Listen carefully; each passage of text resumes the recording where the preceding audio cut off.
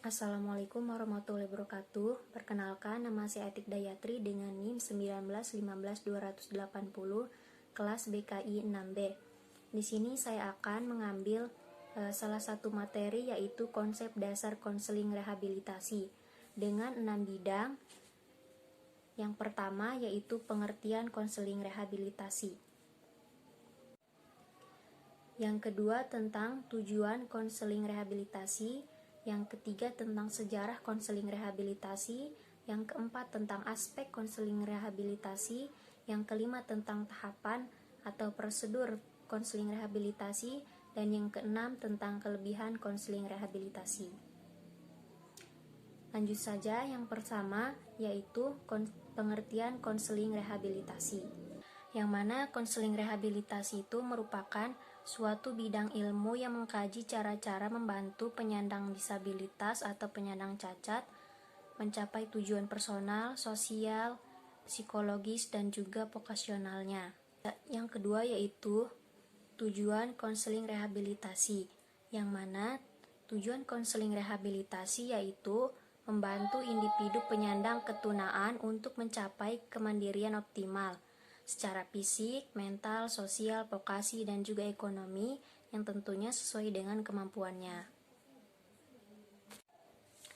Kemudian yang ketiga yaitu sejarah konseling rehabilitasi. Nah, konselor rehabilitasi ini pada awalnya diistilahkan dengan agen atau casework yang pada mulanya dipekerjakan untuk menyediakan layanan rehabilitasi vokasional, membentuk dasar untuk profesi yang kini disebut konseling rehabilitasi.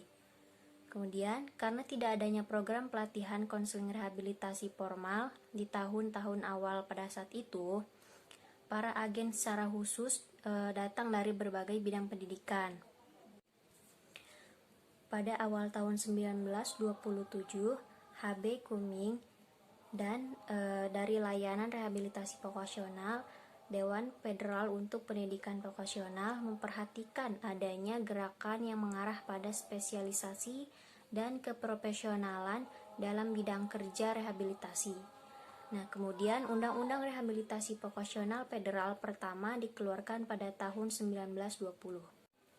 Pada tahun 1950-an, tak diragukan lagi konseling rehabilitasi menjadi satu pekerjaan penuh waktu dengan program rehabilitasi vokasional federal negara bagian yang merupakan tempat kerja primer. Sepanjang tahun 1960-an, konselor rehabilitasi utamanya bekerja dalam program rehabilitasi veteran, fasilitas rehabilitasi, dan rumah sakit rehabilitasi.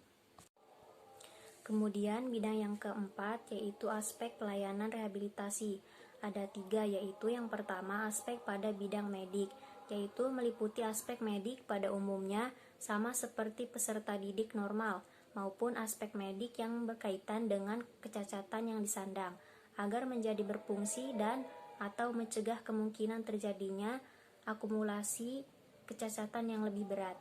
Kemudian aspek yang kedua yaitu aspek pada bidang sosial, mencakup eksistensi diri sebagai pribadi dan sebagai warga masyarakat. Kemudian aspek yang ketiga yaitu aspek pada bidang keterampilan,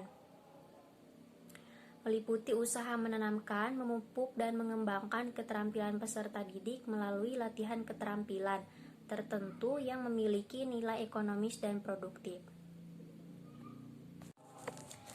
Kemudian bidang yang kelima yaitu tahapan prosedur rehabilitasi sosial yang tercantum dalam Permen Kementerian Sosial Republik Indonesia Nomor 22 Tahun 2014 tentang standar rehabilitasi sosial dengan pendekatan profesi pekerjaan sosial.